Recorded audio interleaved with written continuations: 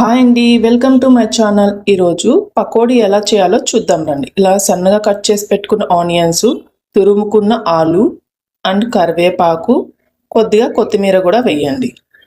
ఇలా వేసిన తర్వాత కొద్దిగా రైస్ ఫ్లేవర్ అనేది యాడ్ చేయండి. బియ్యం పిండి యాడ్ చేయండి.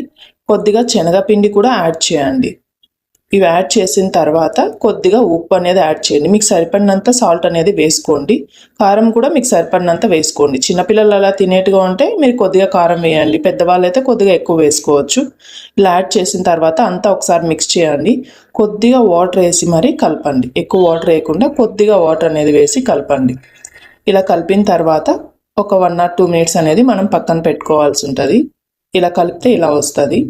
ప్లేట్ మూసి పక్కన పెట్టుకోండి. తర్వాత ఒక పాన్ పెట్టుకోండి. కొద్దిగా డీప్ ఫ్రైకి సరిపడినంత ఆయిల్ వేసుకోండి.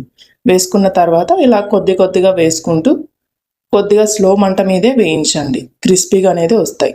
ఎంతో రుచికరమైన ఆనియన్ పకోడా రెడీ. టీతో ఇలా తింటే చాలా బాగుంటుంది. మీరు ఒకసారి ట్రై చేయండి. ఇలాంటి సింపుల్ రెసిపీస్ కోసం నా ఛానల్ని కామెంట్ చేయండి. Thank you so much.